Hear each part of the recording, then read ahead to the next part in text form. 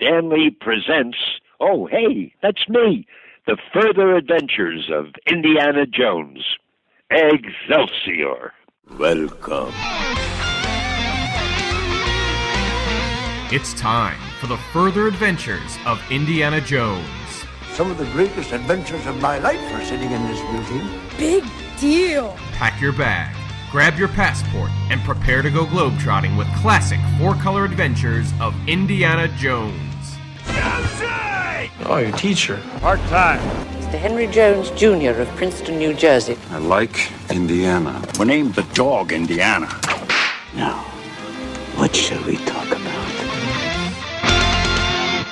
Welcome, IndyCast listeners and further fans to The Further Adventures of Indiana Jones. I'm Joe Stuber, joined as always by my IndyCast buddy, Keith Voss. Keith, my brother, it is starting to feel like 2007 all over again, isn't it? Is it just me? Is it you? Is it 2007? Me? Wasn't that like 45 years ago or something? I don't know. Everything seems like a lifetime ago these days. It seems like a lifetime ago. Doesn't it though? Like, doesn't it? But, like, isn't that when you like? It's the IndyCast started, right? And like, you kind of jumped into it, and I jumped in like not too long after. But aren't you getting that vibe, like the pre-Indy vibe now? Right? Yeah. Or is it just me? Am I the only one here? No. It's definitely starting up again. You know, especially with that Indy 5 casting news and the fact that we have John Williams coming back. That was pretty big, and the fact that we're getting Phoebe Waller-Bridge, and I really do love her. I love Fleabag. And yeah, that's going to be very interesting. Of course, we were already, the IndyCast crew was already behind the scenes chatting on who she could be, what kind of part she could have in the story. So it's going to be very interesting, and I'm actually starting to really.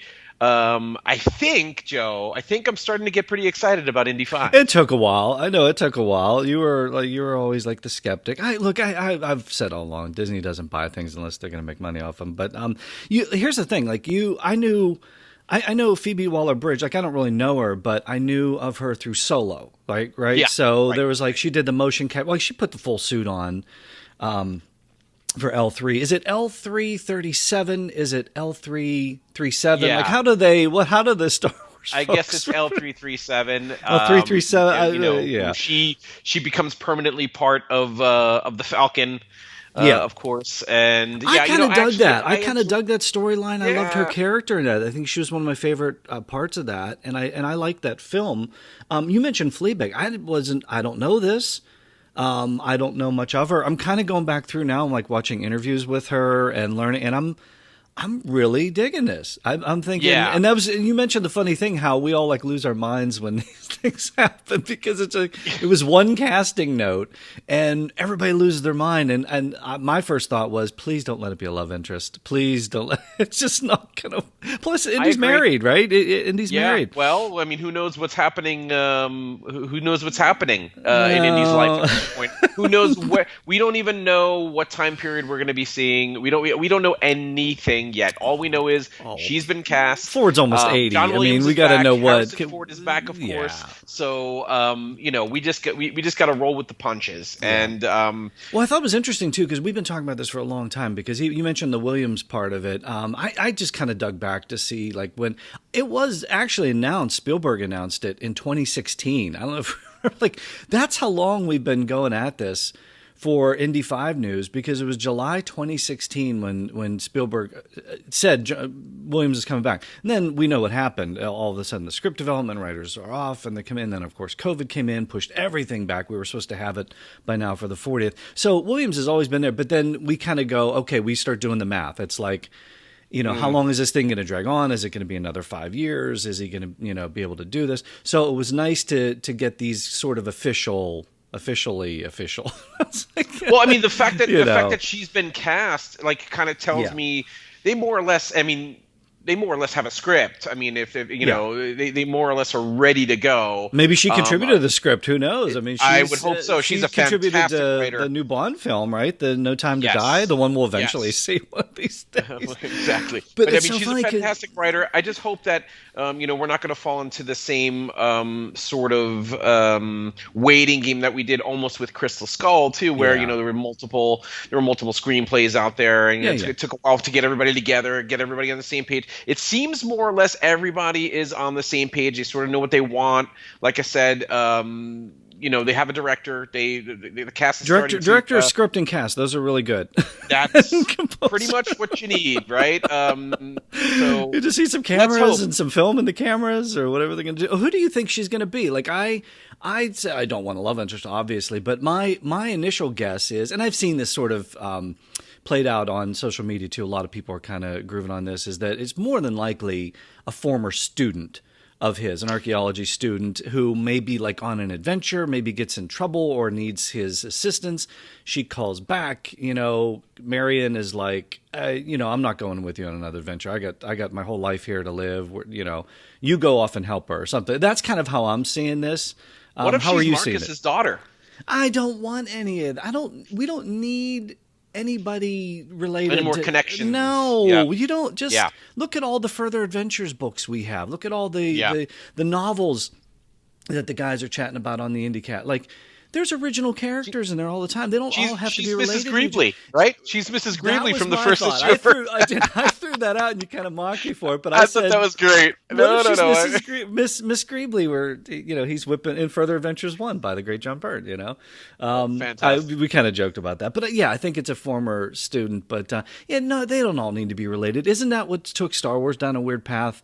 Was that like everybody's related and everybody? Give me a break. Let's have something. Let's have something new. I mean, she could even be, a colleague. Like you said, somebody that's maybe she's sort of taken a page out of Professor Jones's diary, so to speak. Maybe she goes out on some adventures, and Indy needs to go and rescue her. I think that would be an interesting. They threw that out there years ago, like a female Indiana Jones, right? And we've seen that with Tomb Raider, Lara Croft. So are they setting up like a spinoff thing? And we kind of see the Bond movies, leaning a little into that with, maybe a female 007, coming in. So we until we see the movie, we have no idea how that's going to play out. But again, who knows? But I think that would make the most sense. And the more interviews I'm watching with her, I'm really liking her. She just seems fun, and she seems like she would be able to hold the screen with Harrison Ford. She definitely held it with Han Solo. So that was no doubt with there. Alden. So no it was pretty good. So all right, well that's that. Well, we're gonna love hearing all the Indy 5 news coming in. Again, it feels like 2007 all over again. So we're really grooving here on the IndyCast. But here's the thing: last time we got together to hang out in the Raven's Nest, that was fun. We had a nice guest last time. We were joined by Indiana Jones Dark Horse Comics cover artist Dave Dorman. Today, Keith, we have got the world of Indiana Jones comics covered once again, pun intended there, with cover artist Russell Walks. Yuck. Yes, indeed we do, Joe. And, got to give a quick shout out to the folks over at the Indy Mag, because they also had a nice feature with Russell in the July 2016 issue. We're going to check back with him now and talk about those Dark Horse comics that he did those covers for. Russell brought us the covers for Arms of Gold, Golden Fleece, and the Sargasso Pirates. So, all the listeners out there, once you guys pull those books out of your long box, all right, let's head on into the Raven's Nest. Order a round of virtual drinks at the VIP table, of course, and let's go ahead and chat with artist Russell Walks.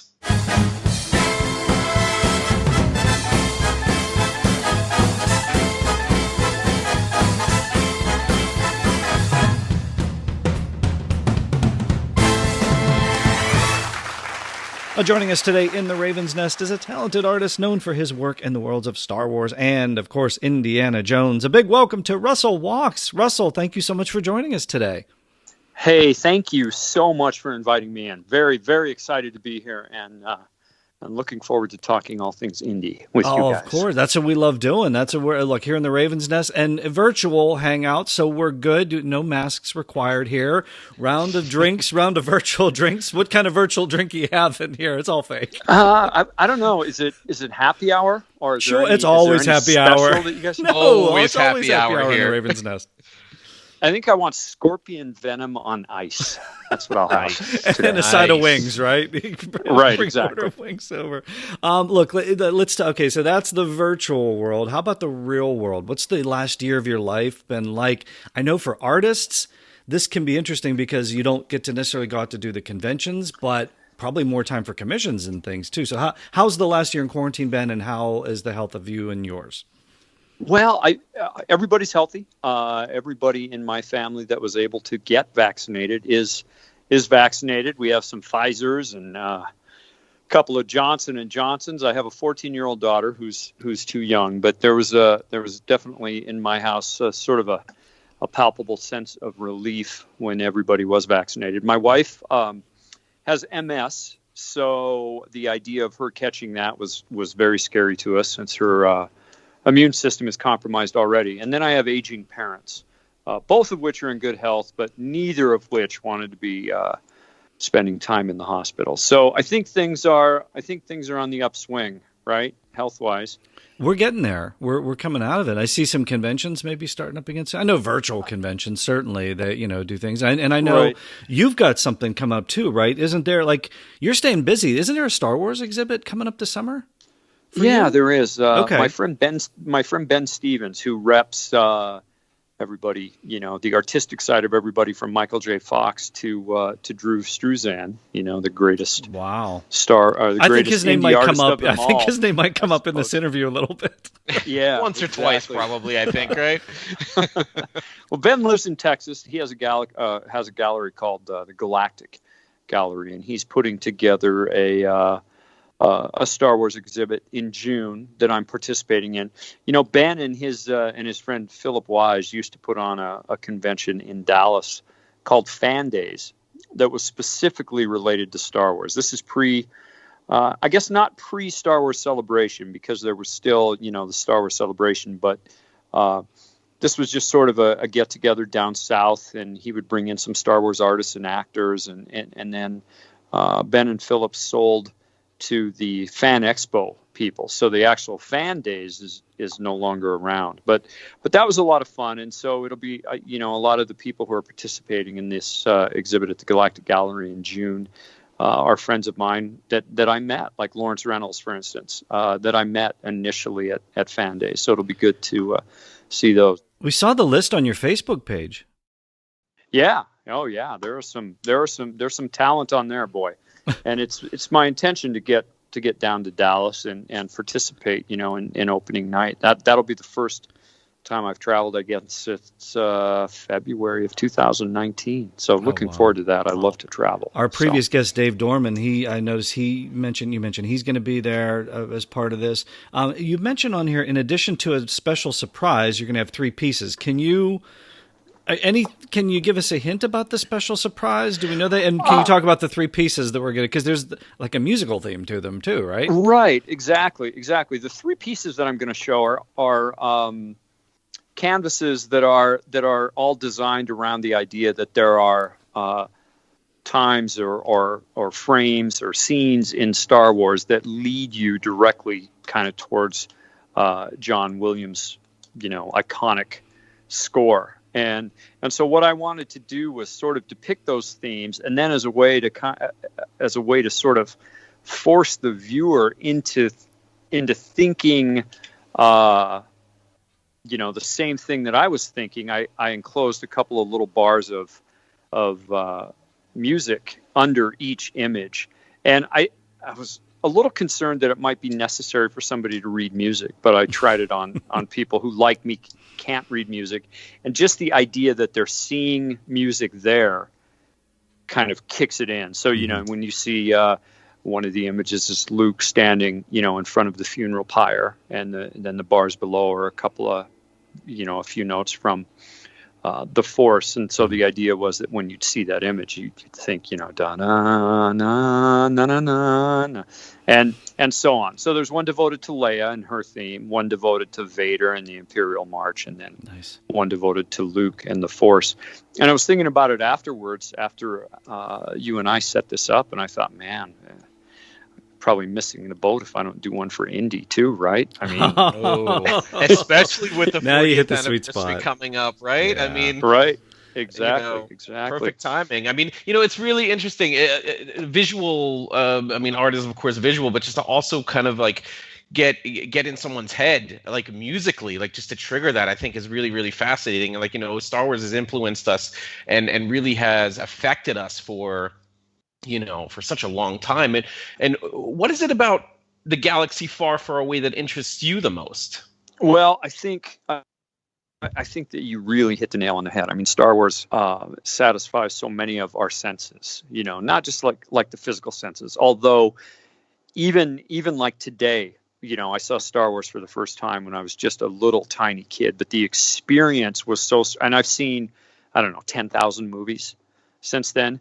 But that experience was so strong that when I'm in a theater, and I smell popcorn being cooked, I think of Star Wars. I don't think of any of the other thousands of movies that I've seen in the movie theater. I think specifically of Star Wars when I smell that fresh popcorn smell.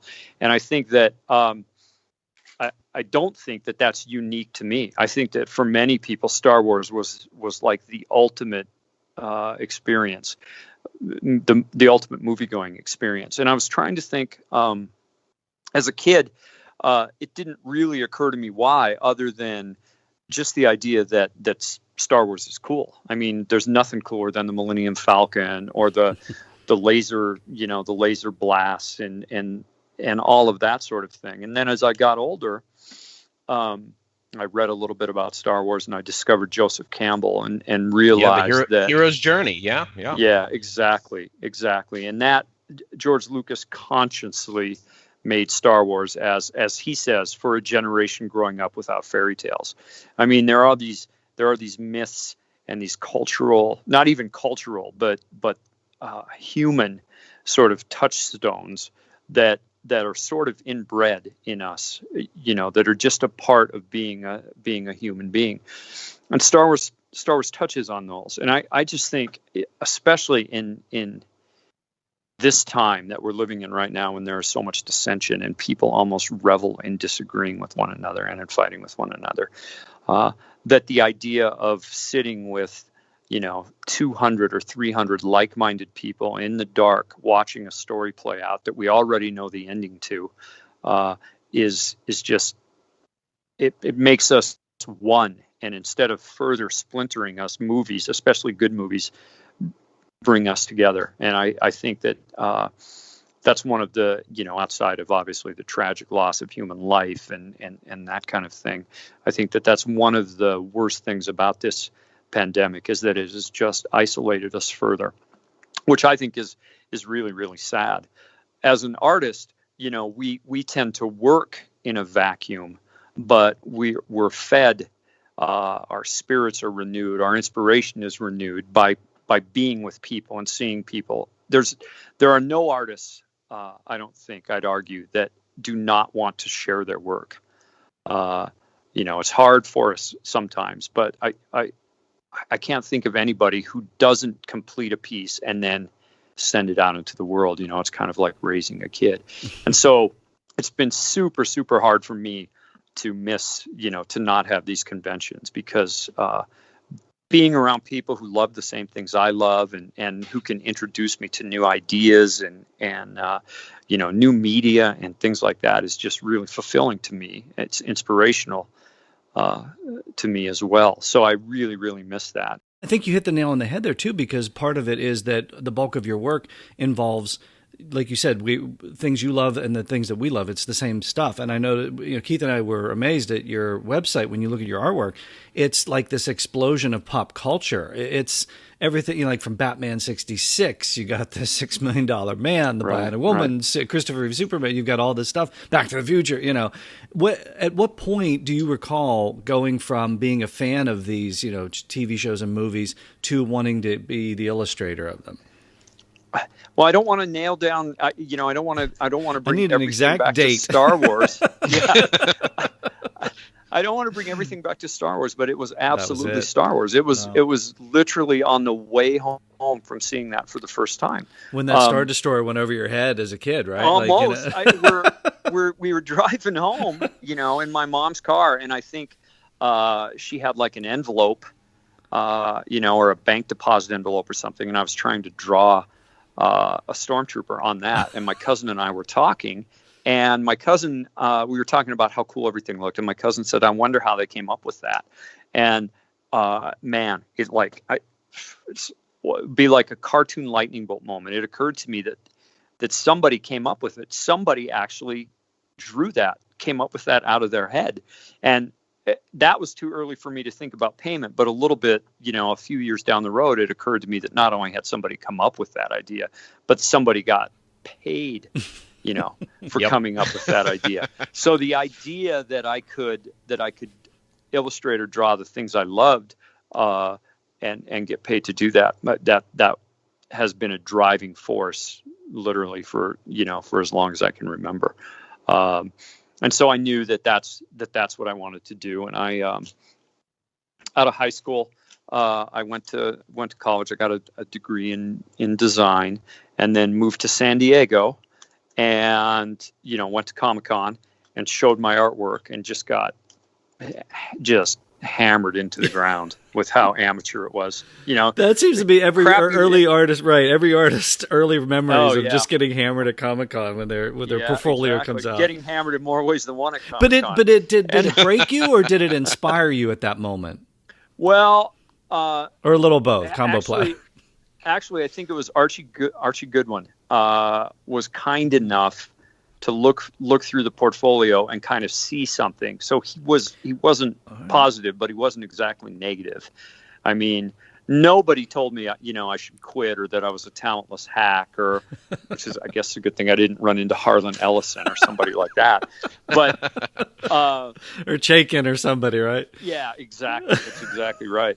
But it took. I think it took 3 years, and then I ran into Diana Schutz, who was an editor at Dark Horse, who was very, very, very kind to me, and she gave me a job illustrating a cover for Dark Horse's kind of anthology. They called it Cheval Noir, which obviously I guess is Dark Horse in French, right, or Black Horse.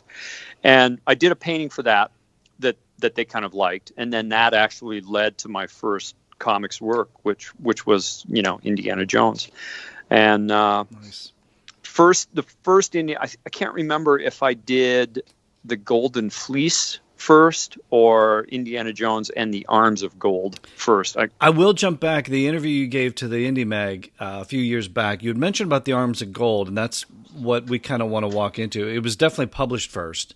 And okay, then it had to be that. Yeah, let's walk into that. Let's talk Indiana Jones. Let's talk Harrison Ford. But Indiana Jones and the Arms of Gold, I'm going to guess probably Keith has this thing on his wall right now, because this hits every bit of Keith's sweet spot. You got your Temple of Doom, which is his favorite indie film. You've got his favorite character, Elsa Schneider, on the front there. But as much as Keith probably loves it, Keith, am I right in that? You love the cover? You're absolutely right. All right. Yeah, Russell, not a fan of your first cover for Indiana Jones. Is that correct? Yeah, it was. I wasn't sure to be honest with you, I wasn't sure what I was doing. And it was fantastic that they were, Dark Horse was supportive enough, to give me another shot. I read something that Neil Adams said, I think it was Neil Adams a long time ago, and he said it's not good enough to be as good as the worst comic book artist. You want to if you're gonna do cover work, you want to be as good as the best. And I knew when I finished that piece that it wasn't as good as the best. I mean, I wasn't crazy about the composition. It's evident that I was trying to kind of copy Drew's sort of map. Map feel, with the jagged edges and stuff. But I had the likeness down. And that was the thing that Lucasfilm at that point in time cared, the most about. So that work, it went well, as far as that side. Even though I wasn't happy with it, they seemed to be okay with it. And then I was definitely happy with it when I when I bought that book as a teenager. I was really happy with it. I loved it. I definitely loved it. So man, that makes me feel so good. But you only had a week to do this, though, right? Wasn't Hugh Fleming or something was gonna the original? Okay. Yeah, that was another thing. Hugh. That was right at Hugh was so in demand. I mean, just that guy is and still is amazing. But he was so busy that he took on, I think, a little more than he could chew, or at least I haven't talked to him about it, but that's what I was told. So I've luckily managed to kind of sneak in there, and yeah, I'm looking. I pulled this cover up right now, and oh my God. I love when artists look at their early work. It's so funny. Yeah. Well, I mean, I think, yeah, I'm glad you liked it, Keith. Oh, I liked it. Yeah, I definitely liked it. But now that you're talking about it this way, I'm giving it a second look. No, I'm kidding. No, I mean, we all remember like a lot of our firsts, don't we? Like, like I said, we had Dave Dorman on recently. We talked to Dave Dorman, and I remember walking into that, like I mentioned last show. I walked into the comic book shop. I was 14 years old. I saw that first cover for Fate of Atlantis, and I said, "Whoa, there's what? There's another Indiana Jones series coming." Yeah. I mean, we were done with Last Crusade. We thought that was the last we were going to see of Indiana Jones, more or less, right? And all of a sudden, you have this amazing kind of movie poster quality cover on this comic book, and I was really into Dark Horse stuff, like the licensed stuff like Terminator and Alien Predator, and all of a sudden, they have Indiana Jones, and Star Wars, of course, they have Indiana Jones now, so I was just completely addicted to all of these, to every single one of these comic series, and I remember seeing that first cover for Arms of Gold, and just being like, man, this just looks so completely different from all of the other covers that have come out, and that's what I appreciated about Dark Horse's covers, because they were so like film quality, movie poster quality, and Arms of Gold was no different for me. I appreciate that, man. I think by the second issue, I kind of had a feel for what I wanted to do. If you look at that first cover, that's Michael Caine. I think I found an old still of Michael Caine and just used him as my reference for the guy with the gun. And then by the time I got the second cover, I got to the second cover. I realized that I didn't have to depict specific. I could just be more iconic. Mm-hmm. And after I submitted the second cover, Diana sent me a note that Lucy Wilson, who was the director of publishing at Lucasfilm, had sent her. And it just said something like, this looks great. We all love Russell's work. And oh my God, that kept me going for 5 years. Yeah. Just that little bit of praise from her, and this is back in the day when you got to know the people at Lucasfilm specifically, and they would send you, like press stills and things like that for reference, directly from Lucasfilm. Okay, that's what we wanted to ask you. What did you have to work with? What were you getting? Because even in this first cover, again, like a week to put that together, I think you just kind of had Elsa, Alison Doody on there, but that's not really Francesca from the story. More like issue 4. So talk a little bit about that and how you worked into a different character with Francesca in issue 4. Exactly. And we I think I can't remember how I came up with why I used Elsa on that cover and didn't even change the color of her hair.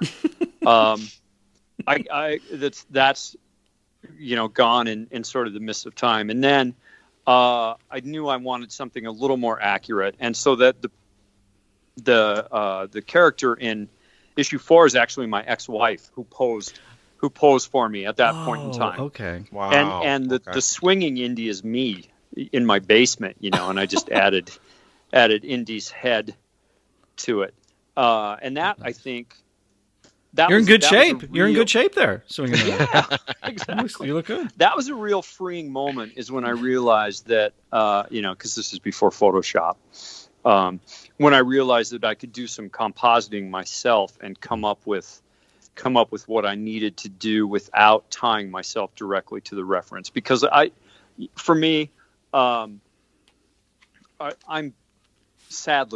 very tied, especially with likeness-based artwork, to photo reference. I shoot images myself and use those as the basis, and and draw and sketch. from those, which I think is fairly common. I've always really, really envied continuity artists, who can just whip something out of their heads. I can kind of do it, but it doesn't look like I did it. It always looks like somebody else did it, and it's always been really important for me to be, especially back in the beginning, to be almost as photorealistic as I could. And that, for the first 5 or 6 years that I was doing this professionally, it was, do I have the likeness down? Will people think Drew did it? Well, that's a question. That's always a question we ask every single artist that we have in the Raven's Nest, is illustrating Harrison Ford. The fedora. Because they hated it, Keith. They all hated it. Everyone hated it. Oh my God, Harrison Ford. His face is so hard to draw. The fedora. People have gone out and bought fedoras and tried to. What was that experience like for you? Well, whenever I was drawing Harrison Ford, I made sure that I had a strong photo in the exact pose that I wanted. I mean, there's something about him that is, you couldn't even use, or I couldn't use, like a pic from Regarding Henry, for instance, or Han Solo, or Force 10, from Navarone, where he was about the same age. Didn't work. Blade Runner didn't work. I mean, there's something about him. There was another artist or another actor that I was thinking about the other. Oh, it's Cumberbatch. I'm doing some Marvel stuff where I'm depicting Cumberbatch, and I had to do him in a specific way. And Harrison and Cumberbatch, those guys do something to their face when they become that character. Han Solo and Harrison Ford are in Indiana Jones, are completely different people. And Cumberbatch is the same way. If you look at Sherlock Holmes and Doctor Strange, even if you just look at him from the nose up and ignore the beard and stuff, he looks completely different. It's not makeup either. I don't know how they can they sort of reconstitute their bone structure or something, but they look, it's amazing. Well, so Indy's been punched a lot more. Indy's been punched a lot more than Han Solo. Yeah, there you I go. think that's what I think he makes his face look punchier or something. I feel like Han Solo's taken a few to the face too in his. And we know he was in carbonite. He was encased in carbonite for over a year. That does a horror on your skin. That's yeah, you're right. That's such a great take on Ford, man. We haven't heard that before. Golden Fleece, walk us into this two-parter, because it looks. We've got Keith. Who's our leading lady here? Omphale. I can never pronounce it correctly, but it looks like you use different models for the character. Like, do you get the story? Are you reading the comics? Are you seeing any initial art? Like, how do you come up with the cover for the leading ladies? Again, this is 100 years ago, but I think with the Golden Fleece, all I had were pencils. I don't think they were inked yet. Okay. And I had this girl that we're always using. It's one of the great things I love when I hear about, say, Norman Rockwell. Always using neighbors as models. And the girl that cut my hair, her name was Julie, and she was just, I thought she was just gorgeous, and she was like, she looked exotic enough to me, to be an indie heroine. And then she was really, really excited about posing, and and did what I needed her to do pose-wise. Wasn't afraid to, One of the things that when you have amateur models that happens a lot is you need really big emotions, to the point where when you're taking a picture, it feels ridiculous, right? Back needs to be arched more, mouth needs to be open more. And sometimes you'll have like a person who you think will be the perfect model, and they're just too self-conscious to really push it that far. And looking at like the Golden Fleece now, I can see, I see things I would have done differently, and how I would have pushed it a little bit more. But she was a great model. She was the model, I think, for Golden Fleece, and I think she modeled for me for Pirate. Was it Sargasso Sea or Sargasso Pirates? Yeah. Sargasso Pirates. I think she modeled for that one. Okay. I can see a little bit from Golden Fleece 2 and Sargasso Pirates 3. It looked a little different on Golden Fleece 1, though. It looked like Let me take a look here. Looked like a different model. I wasn't sure if it was just a different angle or something. And Keith and I think we have to ask: was your hairdresser pregnant at the time? Because certainly the character was pregnant in the comic books. She was She may have been, actually. Okay. Now that I think about it. I see you just, so, yeah. Yeah, so it's same model, definitely the same model for Okay. Golden Fleece, Golden Fleece 1 and 2. Golden Fleece 1 was one of my favorite early pieces that I did. I was really, really happy with the way that piece turned out. It was tough for me. The dragon is an example of something that I drew out of my head. And so to me, it looks sort of like it was drawn out of my head, but it doesn't stand out so much that it doesn't fit with the rest of the artwork. And so I was really, really thrilled with that. And then I think I vaguely remember having some trouble with the cover for issue 2. I was told what needed to be in that composition: 3 airplanes. For issue 1, yeah. The airplanes are 1. For issue 1, right. Yeah. Right. Right. Well, you definitely followed the Lucasfilm edict of not having his hat jump into the logo. Oh yeah, and your safe zone on there is good. Your safe zone is good. There's a lot of open Did you space overcompensate on this one? Oof, I may have now that I look at it. But here's the deal: I would do a piece of artwork that was huge, and they would crop it. So I wouldn't. I'm going to say that that's not me. I'm going to say that there's another inch of space below all of them. Okay. In fact, I'd almost bet that there is some space below them, because I wouldn't have had her elbow descending into the credits. Names. Yeah. Yeah. That's because you can kind of tell. It looks almost like you made her pregnant there. But you can't see below, so I'm wondering if probably you did, and then they just sort of chopped that off, because then people will be like, "Why is there a pregnant?" Oh, I'm wondering if, because it's weird how it's cropped off right there, isn't it, Keith? Yeah, definitely. I mean, we would absolutely love to see the uncropped. Yeah, go ahead and send it to us. We'll put it on the Facebook. We'd love to uncover that kind of stuff. But for Sargasso Pirates, for example, 1996, Alex Ross did the first 2 issues, and you did issues 3 and 4. And on that series, talking about Sargasso Pirates, it seemed like there was more of an effort to make the cover sort of match the story more closely, as opposed to just sort of presenting iconic Indiana Jones imagery. Was that something that they sort of did they kind of tell you, okay, let's take a bit out of the story? I don't think so. I think that what they did was show me, again, this is a long time ago, so I'm not 100% confident, but I think that what they did was show me Alex's pieces, and we wanted to be consistent all the way through.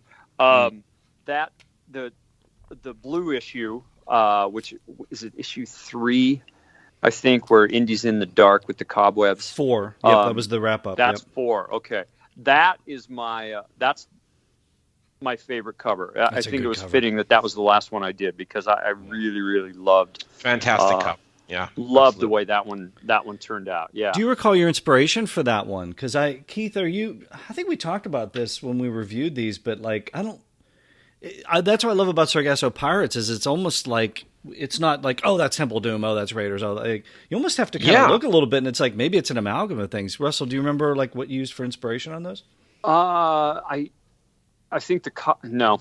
Okay. I think that the original picture of Indy is from the first film, and then I had some submarine reference laying around the studio, and I think I just found an image that I liked. Nice. But one of the things that really appealed to me, and for a little while I really played around with it, was hot versus cold, or warm versus cool colors, and then complementary. Indy is really orange in that image, and I like the idea of the orange foreground with the blue background, because it really brought Indy forward.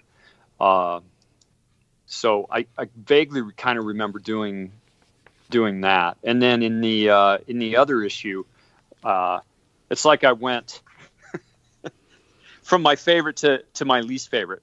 That's the same model that's in the other ones, and you can see that there's really issues with with the way she's posing there. And we shot. How does that work though? How does that work when you ask a model, hey, I'm doing an Indiana Jones cover here. I think you'd be great for it. What's the reaction there? Look in peril. Most people are pretty excited. I mean, I've never really had trouble finding models, and I think. Oh, I'll tell you what the deal with this one was. This was the third one, right? Mm-hmm. And then the other. Okay, so I think almost positive that Alex had missed a due date, and this was like a 3 or 4 day job. And then I had more time for the final issue. But I think that they thought like he was gonna make it, and then he didn't, and so I had just a minimal amount of time to fill in. In fact, so much time that I never pose for my own work, and that's me behind Indy's shoulder on the right there, kind of smiling with a missing tooth. And so I think it was a really quick photo session. And again, remember, I mean, if I shot these pictures, I had to take them to be processed. I'm not even sure, since I live in Montana, I'm not even sure if in those days we had 1 hour processing. So I probably had to wait a day or two to get the pictures back. So I think, I mean, don't hold me to it, but I think that was the case in that particular piece. I do like the rigging behind him, though. I like the way that sort of turned out. It's a nice background for that. Keith, Russell Walk saving the day, just like Indiana Jones, coming in at the last minute, making it up as he goes along. That's fantastic, man. Coming in for Alex Ross and, pulling that off. And just hacking the hell out of it. Yeah, that's me. Posing in the background and doing all that. Okay, so, yeah, thank you for walking us through those. I got to say, though, the High Seas Exploits of Sargasso Pirates, not your final adventure with Henry Jones Jr., right? It wasn't? No, it turns out I'm a pepper, Keith's a pepper, Indy's a pepper, and you're a pepper, too. Yeah. Wouldn't you like to be a pepper, too? That's exactly right. I forgot about that. You're responsible for an entire box in my garage labeled pop culture snack boxes, right? That was amazing because I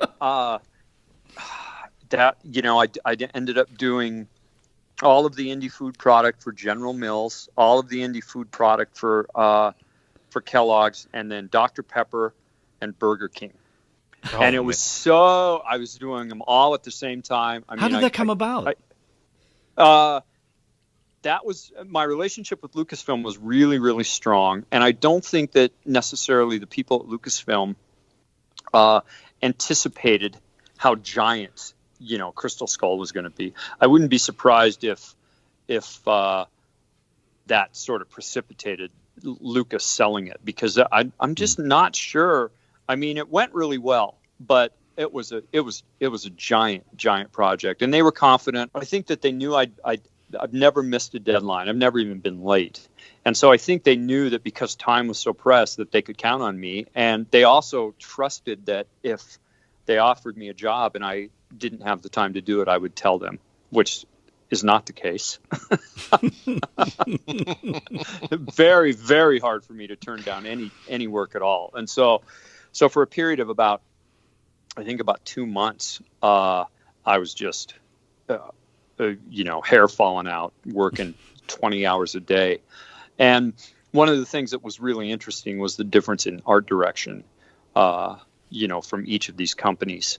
Like the Kellogg's folks were just amazing. It was a guy named Tim Gant who was the art director, and he was just supportive and made sure I had what I needed, and didn't call me never called me. It's really, really frustrating for an artist when the art director will call and just ask how it's going, because that's just taking time away from what you're doing. If you have an issue, you can get in touch with them, or if they have an issue, then obviously they can get in touch with you. But just calls to sort of justify the fact that you're working for them or to remind you of the deadline is really frustrating. And he was never in that boat. So I think that it shows. I think that was the best work I did was the Kellogg stuff. Was the cereal, the Indiana Jones cereal box? Right. And there was one point where they were going to do something, I think, on the back of the box, and they asked me to. They had Amsel's work from the waist up, and they wanted me to complete to draw him from the waist down, and add feet, and then have him change the arm position. And that's a job that I turned down. I just wasn't comfortable. Come on, right? You can't. Yeah, Richard Amsel doing a. Yeah. That's like finishing off the Mona Lisa, right? Putting the exactly below right. on the Mona Lisa, yeah. Put some feet on her. Put some eyebrows on her and have her holding a quarter pounder or whatever. Yeah, I'm not going to. Now, see, you've just given some marketing exec some idea now. Someone's going to do it. That's it. That's fantastic. Well, what was the Dr. Pepper stuff? Like, what were you using for reference? Like, what all was involved in that? Because that had to be a weird, different kind of format. That was super, super early. And I don't think they were quite sure how they were going to market Indy. So they sent me like a press book after I signed an NDA, and they wanted it clear that he was supposed to look younger than he really is. I mean, he looked fantastic, but if you were guessing age, I think they wanted you to sort of guess like late 40s, early 50s. They wanted, I remember this art direction specifically, they wanted his face to look serious, but with undertones of humor. And I guess I did it okay. I mean, I just remember thinking, okay, that's not the greatest art direction in the world, but we'll see what we can do with that.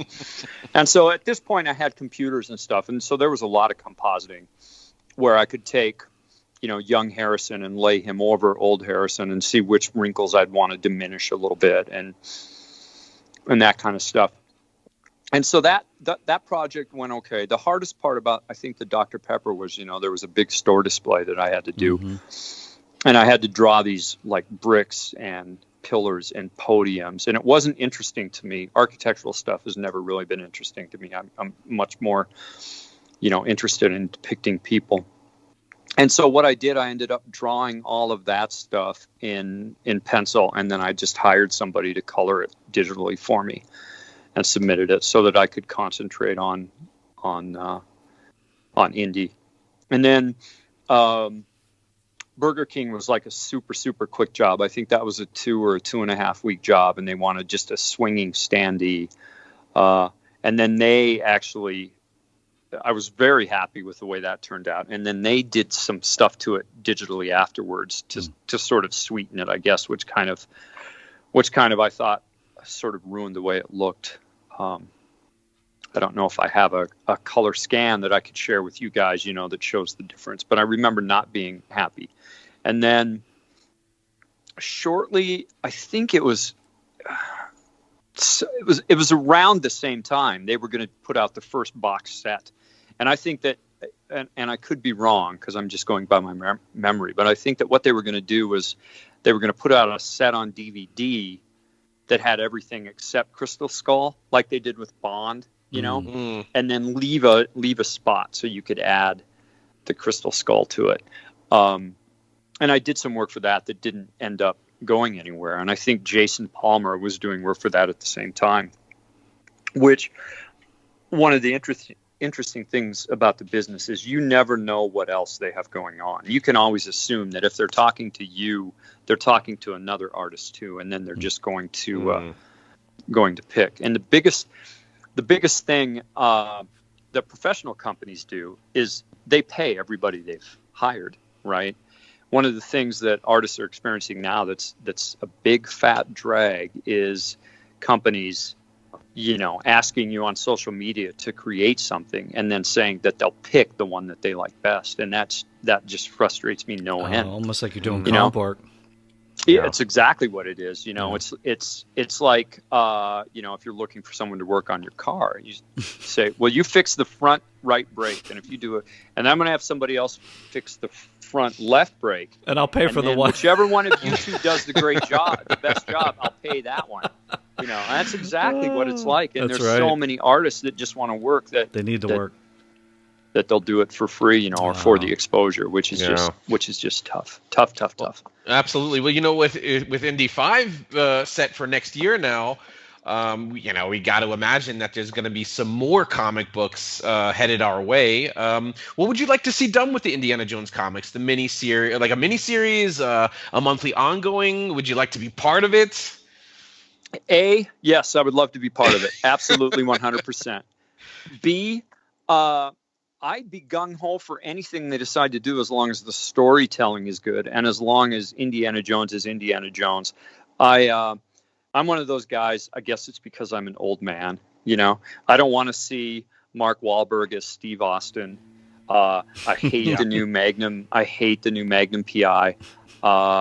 I saw an interview with Tom Selleck, who, by the way, would have been a fantastic Indy, right? Absolutely. I mean, different Indy than Harrison, but still a fantastic Indy. I saw an interview, and they said to Tom, they said, "Who would you like to see play Magnum PI?" And he said, "Me." Harrison said the same thing about Indy too. Yeah, I mean, I'm 100% on board with that.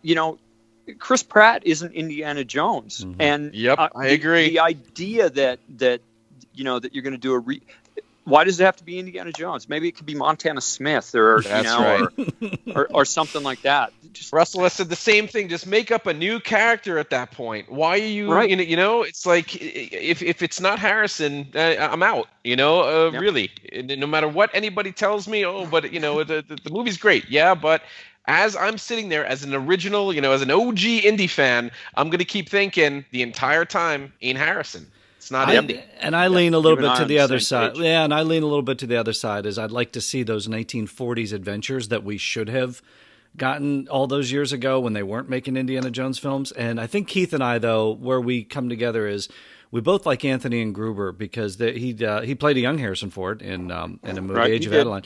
And he looks like that Force 10 from Navarone kind of look era. Don't you think, though, that if he had it, right, whatever it is, right, he'd be doing it. I mean, we're not privy to all of the casting. Well, but they haven't done that yet. They haven't done because remember we talked about this on IndyCast. There's in The Last Crusade you have River Phoenix, right, as young Indy in the prologue. I see what you're saying now. Yeah, so I think if that had gone on, I think River could have become the role. That I don't know if Gruber is a good enough actor to pull. We don't know. Yeah, we don't. I liked him in that movie. I liked him in that movie. We haven't seen the casting tapes and that kind of stuff, but I bet that he has had a shot at it. And absolutely. He must have auditioned for Solo, right? I mean, I'm pretty sure he did, but I mean, he probably just didn't have the chops to pull off a full movie. We'll see. We'll see. Like I said, Disney doesn't buy stuff unless they're going to make money out of it. But you'd be down with a comic book, though, right? Oh, of course. And would you like to do a full Alex Ross thing like he did with Marvels or some of those Treasury size? But like, would you do like a fully painted whole adventure, not just the covers, or you like the covers? Right. I like single pieces. Okay. Yeah, I don't think I'd be interested in doing continuity. I like doing one painting or two paintings, and moving on from that. Well, we look forward to whatever the future holds for anything that you got going on. How can we follow you on social media? The website is russellwalks.com, right? It is, yeah, and I appreciate that very much. It's russellwalks.com, and then all of my social media is just at russellwalks. And I'm not as because I'm an old man. I'm not as good at social media as some people are, but I try to keep Twitter and Instagram going and updated. And again, it's just at Russell Walks. We'll follow you there. We're going to look for that Star Wars gallery as well this summer. Russell, thank you so much for joining us today to talk Indiana Jones here on the IndyCast. Oh, absolutely, guys. Pleasure. I had too many scorpion venoms, and I'm going to have to go take an aspirin. But other than that, fantastic 45 minutes. All right, there you have it, our chat with the incredibly talented Russell Walks. Keith, that was a fun one. What are your takeaways from it? That was a good chat. Well, it turns out that I like his cover to Arms of Gold much better than he does. Yeah, I think that was the takeaway. I know. I look at this and I'm like, this is Keith all over it, man. But it's cool. They only had a week to do that, so it almost makes me appreciate that even more that somebody could turn that around. But yeah, I love the Sargasso Pirates ones. These are fun. I mean, they're fun to look at, and you can tell he loves the character. Oh, you can tell he has a fondness for the character, especially when you look at his website and everything, like all the different pop culture things. That's what I love about it. Like especially at conventions, we got to get back to conventions, so hopefully everybody stay safe. We'll get back to soon. But you get to go up to somebody's table and you get to see all these different pop culture things, and you're like, maybe you like Back to the Future, maybe you like Superman, maybe you like Batman or whatever it is. And he does it all. So there's all that cool stuff there. So definitely check out his website as well. Hey, before we close shop today, let's take a quick look inside the old mailbag. Mister, get your arm out of that mailbox. I mean now. Oh, dear me. I haven't had so much trouble delivering a package since the incident in Vienna. We heard back from listener Kevin Davis, who writes, I contacted you several months back about an Indiana Jones board game that was included in an old RPG magazine, and I finally found a PDF of the game scans from a user on Board Game Geek. Dan Verson of DVG, Dan Verson Games, worked on it, and he's on Facebook. Really enjoyed the interview with Dickie D. Keep up the great work. Well, thanks so much for the update, Kevin. We really appreciate that. We like Dickie D too. That was fun. That was a whole lot of fun. But you know what, man? As an RPG guy myself, I really appreciated this because, man, I would have killed to have had this game. I have that link. I can't find the magazine. You think that because you can find every magazine that's out there, even almost everything. Yeah, it's just like, what is it? Shadis magazine. I think we talked about this before. It was like this these RPG gaming magazine. There's a bunch of them out there on eBay, but I can't find this one, the one with Indiana Jones on the front. But I'll put the link up. It's to like a Google Doc. It's a Google Drive doc. However that works. Whatever the young kids. All we got to do now is whatever the young kids and their apps are doing today. Yeah, exactly. By the time you listen to this, I have no idea if it's still even going to be there. But we'll put the link up on our Facebook page. You can check it out. Like Keith, it's the whole game, right? Like you can play the whole game. And we got to get a fan, a really talented fan out there that can actually put together the game itself from the PDF of the game scans we're going to put up there. We'll have probably a contest. Dan Verson. Probably Dan Verson. Get all of Dan Verson on Facebook. He's like, Dan, put that up for us. Dan, give it to us. Yeah. So look, that was fun. So thanks for sending that in, Kevin. We appreciate it. Hey, look, we want to hear from you folks out there. If you, like Kevin, want to drop us a line, look, tell us what you think of the Dark Horse Comics covers, our recent guests that we've had, the Indy 5 news that's coming in fast and furious at us. What would you like to see in a new comic book series, all those different things. Keith, how can they reach out to us? Well, they can email us at thefurtheradventures@gmail.com, and they could also contact us on our Facebook page. Give us a like over there if you haven't already. We want to hear from you. Okay, that's it for the day then. Oh, you heard Indy. It is closing time at the Raven's Nest once again. Big thanks to Russell Walks for dropping by today. Go to his website, do some online shopping for your favorite characters, support an artist, and get some cool stuff for your walls. Go do that. Keith and I are gearing up right now for a couple of cool anniversary events. We want to mention that right now. We are recording an IndyCast commentary track for Raiders of the Lost Ark just in time for the 40th anniversary. Oh, I'm so looking forward to that. Keith, this is going to be a fun one. We're going to get together and watch Raiders of the Lost Ark so people can listen right along with us. They can watch the 4K, right? The 4K is coming out. That's going to come out for the 40th. 4K is coming out. So you can watch the 4K. I think you and I have got the Blu-ray. Yeah, you mentioned that. I think we've got the Blu-rays. We'll watch our Blu-rays. DVD, VHS, I don't care. Pop that in. It'll work the same. You'll hear it. It'll work no matter what your format is. We can all watch Raiders of the Lost Ark together, so that's coming your way. Exactly. That's going to be right around the corner, as is our Further Adventures 10th anniversary special for the IndyCast. We're working on that right now. We're going to line up a special guest for that anniversary adventure. We're working on it, guys. Who will it be? So 2 big events from us headed your way in June. Of course, our commentary for Raiders of the Lost Ark, and we will be celebrating 10 years of the Further Adventures on the IndyCast, the 10th anniversary special, next time on the Further Adventures of Indiana Jones.